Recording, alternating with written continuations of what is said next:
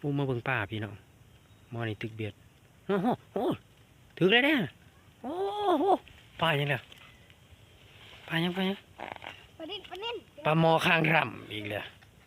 เบิ่งได้วิธีมอสิตึกเด้อพี่น้องหลายคนก็ถามมาว่าปลาปล่อยบ่แม่นปลาปล่อยเอาไปใกล้ๆอีกหั่นพูดมันอยู่พูมาสิกินปลาจะได้เนี่ยเสะ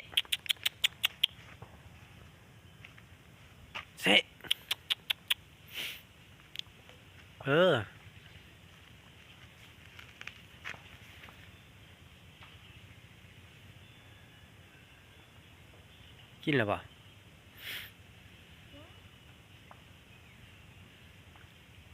อันนี้ปลาคอเห็นบ่ปลาดุกเพาะค่ะ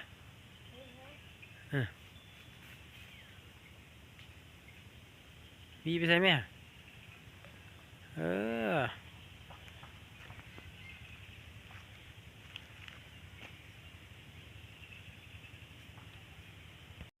สิเบิ่งมอหน่อยๆแต่มันสว่าประมาณแต่ว่าแห่ได้อีเลยบ่ได้เว้าตัวได้อีหลีเลยเนี่ยมาได้แต่ปลาหมอคองดำไว้แป๊บมากกระทงจ้ะมันโมเมนต์คนขี้ข้านได้บักเนี่ยฮะมันคนดูได้บักเนี่ยโมเมนต์คนขี้ข้านได้จักโตแล้วปลาหมอคองดำอ่ะ3 โตไปบ่อยู่ประเทศไทยไปป่าปลาหมอคองดำน้ำเขาเจ้าก็มีแต่เอาเบ็ดเนี่ยโอ้มันได้3 โตแล้ว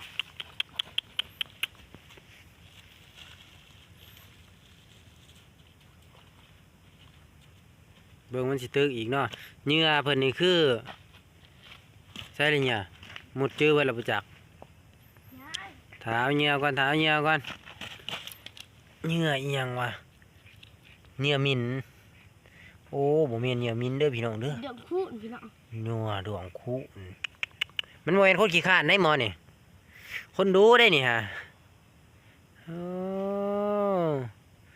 เอาเมื่อกับปนได้นี่ฮะถ้าอยู่ไทยนี่มีรางวัลให้จะได้ในพวกปลาหมอคางดำเนี่ยดวงนี้เขาก็ไปขวกินได้อีก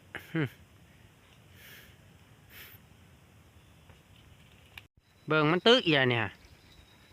พูนบานนี้ยันคลองอยู่บ่คลองบ่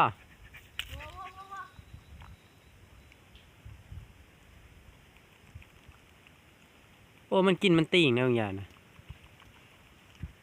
เด้อสิเบิ่งบักหน่อยตัวนี้มันตึกเบ็ดได้อยู่บ่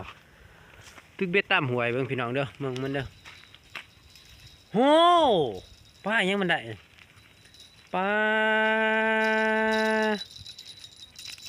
โอ้